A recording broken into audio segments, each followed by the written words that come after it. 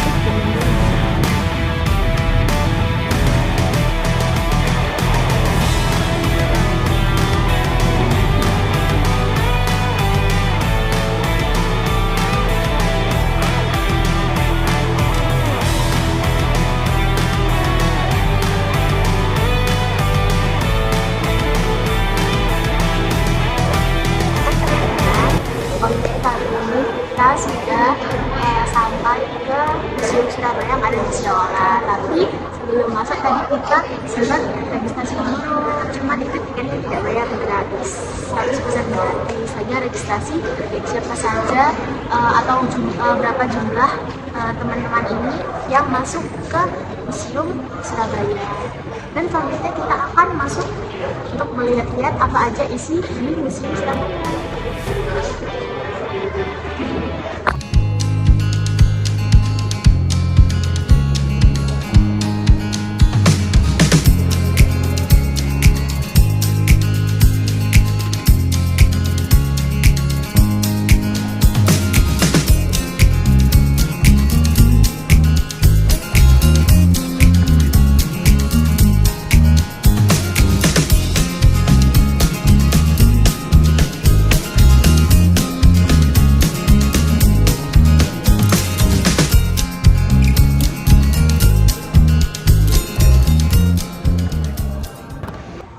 Oke teman-teman, jadi aku akan menjelaskan tentang Surabaya pada masa ke masa,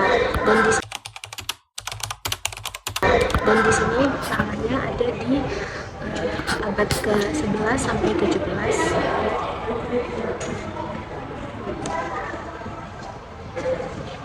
Di sini ada tulisan yang intinya itu memberitahukan pertama kali Surabaya itu ditemukannya kali emas. Dan kali emas ini menjadi sumber kehidupan bagi masyarakat itu, karena di Kalimas itu memberikan kebutuhan seperti air minum, ikan, air, pertanian, dan transportasi sederhana, teman-teman. Dan menjadi posisi utama Surabaya yang sangat strategis bagi pusat pelabuhan, perdagangan, juga penyebaran agama. Jadi ditemukannya Kalimas ini adalah di masa prakolonial. Lalu kita jalan ke asal mula Surabaya, teman-teman.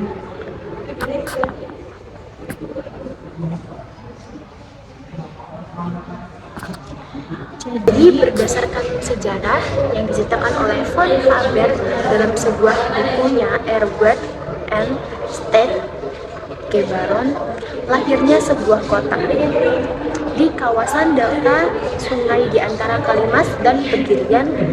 Terdapat sebuah pemukiman baru yang dibuka tahun 1275 yang tadi aku katakan kalau Surabaya itu awalnya itu adalah sungai yang namanya Sungai Kalimas itu. Nah, jadi Surabaya itu ditemukannya di antara Kalimas dan Pegirian. Lalu pemukiman ini khususnya untuk para jawara yang berhasil membantu Raja Kertanegara.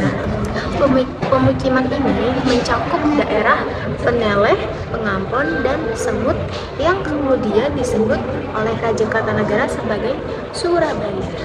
Gitu. Jadi itu logonya, teman-teman. Logonya itu awalnya kayak gini, begini.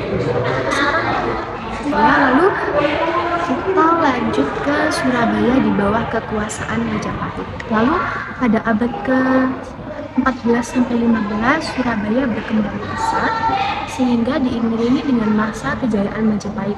Dan dalam catatan sejarah di akhir abad ke-15 jumlah penduduk Surabaya itu mencapai 5.000 jiwa dengan kawasan yang digunakan sebagai pemukiman yaitu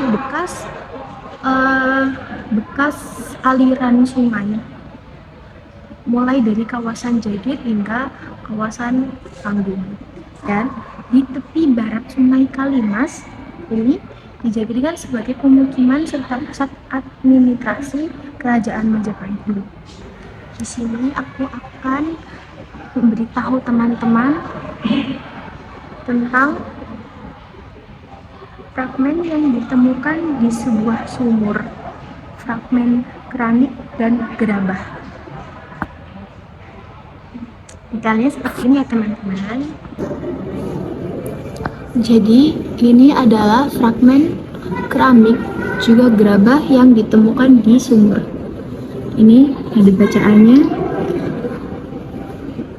Fragmen ditemukan di dalam sebuah sumur oleh masyarakat Peneleh ketika pembangunan box culvert di Pandaian 1 Surabaya. Begini kira-kira bentuknya. Lalu di depan aku ada hasil ekskavasi situs sumur Joboh Peneleh, dan di sini tuh ditemukan berbagai fosil, teman-teman. Itu ada 1, 2, dan 3. Aku akan sebutkan dulu. Yang pertama itu ada fragmen tulang manusia. Seperti ini, teman-teman. Lalu untuk yang kedua itu fragmen tulang kambing dan rusa. Jadi ditemukan juga tulang-tulang dari kambing juga rusa.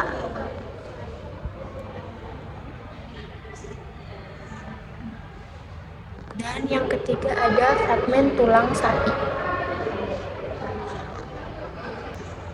Oke, teman-teman, kita jalan ke sudut ini. Itu pertempuran Surabaya melawan Mataram.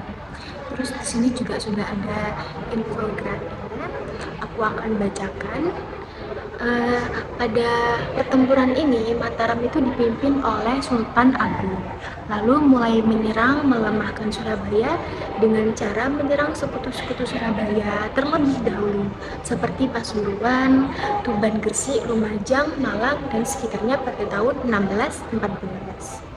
Lalu siasat itu dilakukan Mataram untuk memutuskan jalur logistik ke Surabaya karena sebagai kota pelabuhan Surabaya menggantungkan kebutuhan supply-nya ke daerah pedalaman.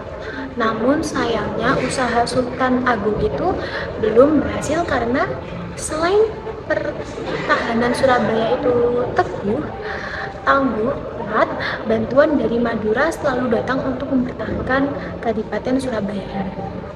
Jadi Mataram tidak berhasil untuk meruntuhkan daerah-daerah seperti tersebut karena terdapat bantuan-bantuan dari Madura.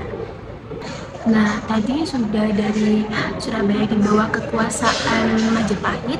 Di situ kan disinggung sedikit mengenai atau disebutkan mengenai prasasti Kemalagian, dan di sini sudah ada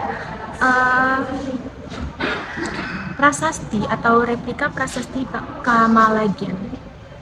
Jadi seperti ini replikanya teman-teman. Mungkin aku akan memperlihatkan lebih jelas lagi.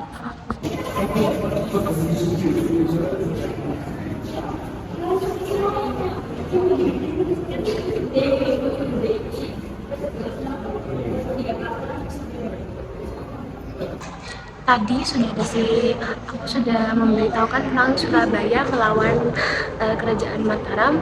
Lalu di sini juga ada pertempuran Surabaya melawan Mataram II. Di sini ada videonya. Lalu setelah Mataram ini terjadi masuknya bangsa Belanda ke Surabaya.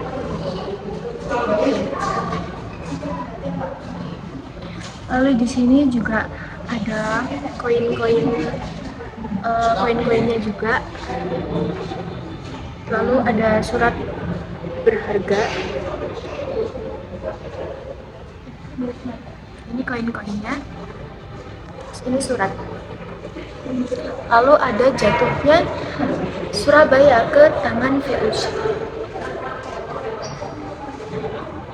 Oke, mungkin itu saja dari aku. Terima kasih. Lalu yang berikutnya ada Surabaya pada masa kolonial Belanda.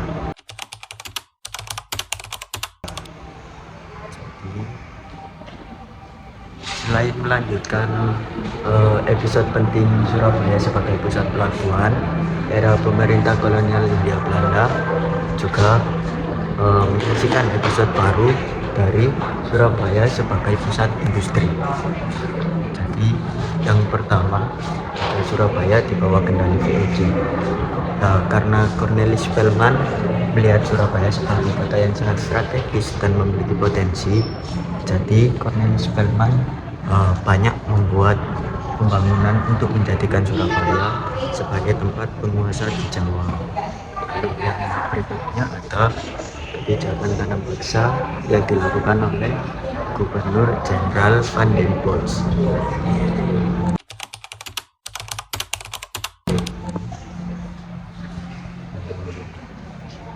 Berikutnya ada bentuk dan tata kota Surabaya, yakni bentuk dan tata kota di Surabaya menggunakan pemukiman Eropa atau bernuansa Eropa.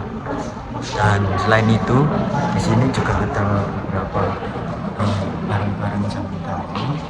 Dan di sini ada tempat minum, gelas, garpu dan piring.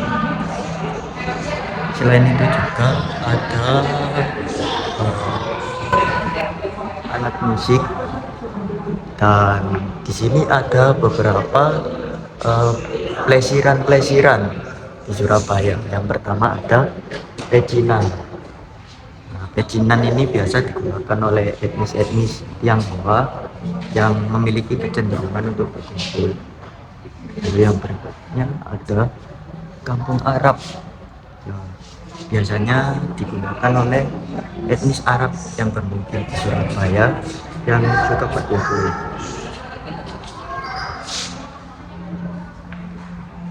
Ada juga plesiran Portugis Eropa yang berada di Surabaya.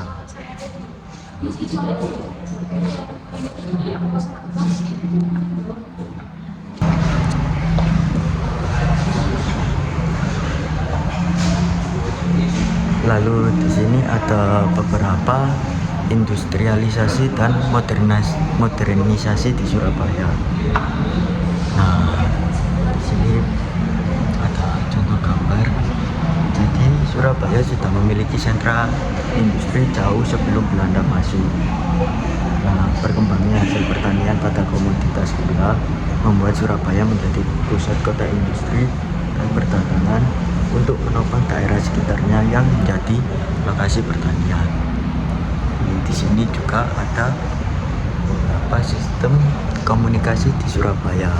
Yang pertama menggunakan jalur pos atau biasanya kirim surat. Lalu yang berikutnya ada telepon melalui telepon rumah. Selanjutnya ada telegraf yang dimulai pada masa Hindia Belanda atau tahun sekitar 1855. Dan di sini ada contoh-contohnya. Ini ada alatnya dan ini ada set. Sekian, kita lanjut yang berikutnya. Jadi di sini saya akan menjelaskan Surabaya di bawah pemerintahan militer Jepang. Jadi dinamika kota Surabaya pada pemerintahan militer Jepang. Kejadian tergelincirnya kereta api pada tanggal 3 Februari 1942 yang disebabkan karena serangan udara dari Jepang. Mungkin juga banyak lukisan lainnya. Jadi itu selanjutnya di sini ada Surabaya Independence Military Administration. Jadi jauh dari kekalahan Belanda, Surabaya sudah menjadi pusat perdagangan penting bagi Jepang di Hindia Belanda. Dengan ditandai adalah pendirian association di Surabaya pada tahun 1924 seperti itu. Dan di sini juga ada banyak lukisan yang pada saat penjajahan pemerintahan Jepang. Jadi lihat di sini juga. Dan di sini juga ada pakaian mereka juga pada saat penjajahan pemerintahan militer Jepang. Di sini ada seragam Kokubetsu, dan yang kedua ada seragam sipil Jepang yang warna hijau, dan yang ketiga ada seragam serdadu Jepang seperti itu. Terima kasih. Di sini saya akan menjelaskan di Surabaya pasca proklamasi. Di belakang saya ada Surabaya pasca pertempuran 10 November. Nah, di pasca pertempuran 10 November ini Surabaya masih belum stabil kondisinya. Ada mereka kehilangan lapangan pekerjaan, lalu mereka kesusahan untuk mencari makanan pokok karena kondisi negara Indonesia, terutama Surabaya juga belum stabil di masa ini. Lalu setelah ini kita lanjutkan. Nah, pada awal masa proklamasi Indonesia, itu Indonesia mengalami problematika yang dikarenakan adanya problematika internal yang dialami karena perbedaan etnis yang ada di Indonesia. Lalu sebelah sini ada perkembangan transportasi di Surabaya. Nah, itu perkembangan transportasi di Surabaya setelah proklamasi ada seperti di gambar ini, ada sapi untuk mengangkat kayu-kayu, lalu ada becak, dan ada mobil-mobil seperti ini. Di sini saya akan menjelaskan tentang ini masa transportasi Indonesia. Nah, yang pertama saat masa kolonial Belanda, kita mempunyai dokar, alat transportasi umum yang digunakan oleh tenaga kuda. Lalu yang kedua, kita memiliki alat transportasi umum yang digerakkan dengan kuda atau lembu yang dinamakan dokar. Lalu di Belanda ini juga memiliki dua bentuk demo yang hampir seperti becak, namun dia tidak becak seperti ini. Yang ini bentuknya mirip dengan bajai. Lalu selanjutnya di masa yang selanjutnya di masa Jepang itu kita memiliki seperti bus, mobil travel. Lalu kita beralih di masa Jepang dengan becak tradisional yang menggunakan tenaga manusia untuk diayunkan. Lalu setelah itu ada masa pasca kemerdekaan, kita menggunakan transportasi seperti ini. Lalu kita menggunakan seperti bajai, namun memiliki box di sampingnya. Nah, di belakang saya ini ada transportasi umum bernama Angguna. Nah, Angguna ini pada masa Jepang ya. Nah, jadi Anda memiliki dua pintu kanan dan kiri. Lalu dia berkapasitas yang dekat 2 orang dan di belakang bisa sekitar 3 orang. Karena dia hampir seperti ini di zaman sekarang, namun dia lebih kecil. Lalu Angguna ini juga memiliki box seperti ini, tapi dengan ukuran yang lebih kecil daripada truk-truk yang kita tahu di zaman sekarang. Lalu di seberang Angguna ini ada demo. Nah, demo ini ada juga di masa Jepang ya. Jadi ini gambar demonya. Nah, kalau demo ini dia untuk kapasitas di depan ada untuk 2 orang. Lalu untuk kapasitas di belakangnya dia juga 2 orang. Yang mandatnya sudah seperti mobil. Namun demo ini tertutup seperti ini. Beda dengan Angguna yang sudah full besi, ini lebih ditutupi dengan tirai seperti ini. Halo, kami di sini akan menjelaskan tentang Surabaya di masa depan.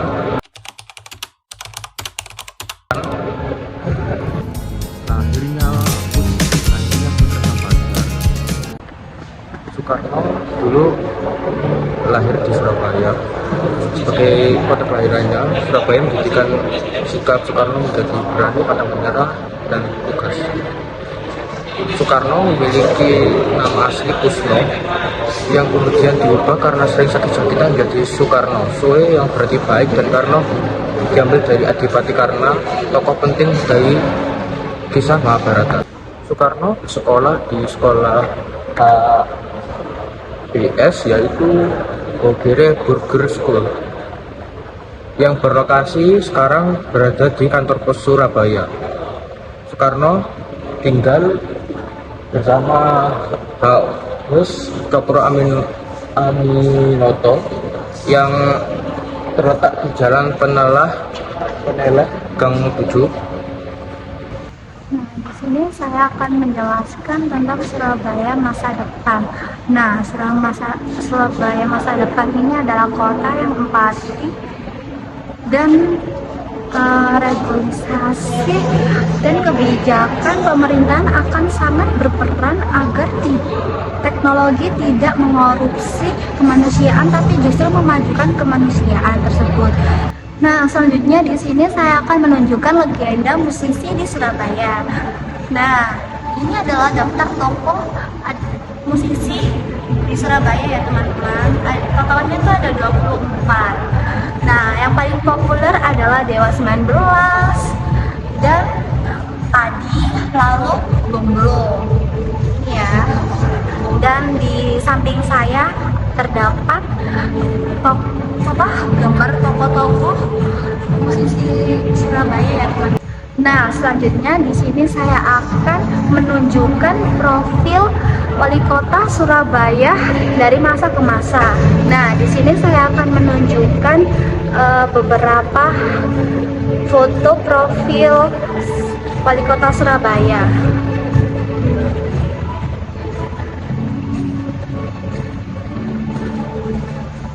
Ya, teman-teman.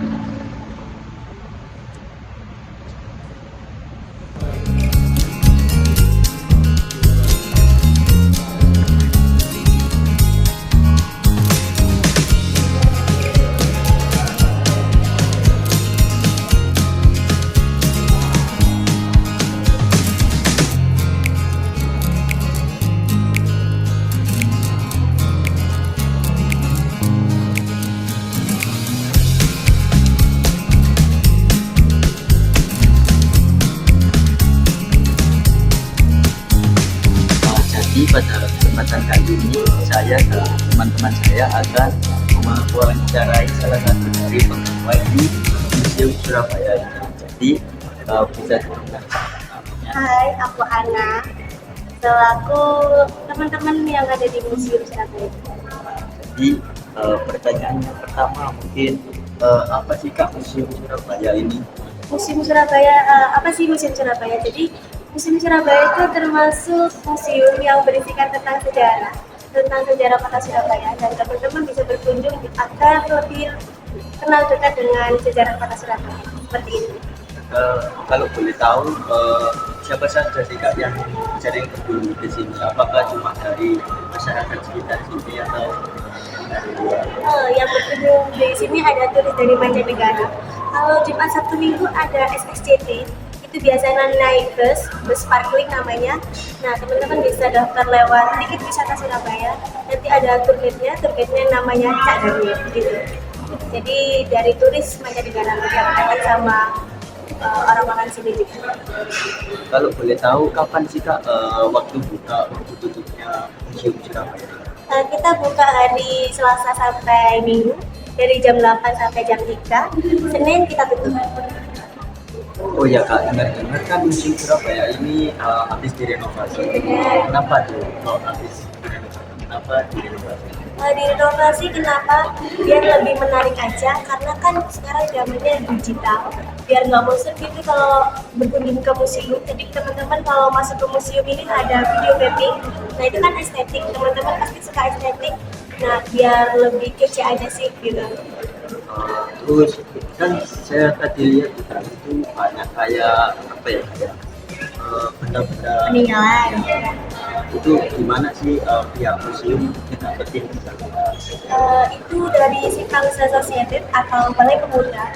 Terus sebagian itu dari kolektor gitu. Dan ada yang peninggalannya dari itu dari sebelum direnovasi. Terakhir ya Kak, gimana sih cara akses museum ini atau gimana sih cara masuk ke museum? Masuknya ke sini gampang, gratis, teman-teman tinggal masuk di tiket wisata Surabaya. Nah, bisa langsung ke sini aja. Nanti kami dari teman-teman Museum Surabaya akan pandu untuk masuknya di tiket wisata Surabaya.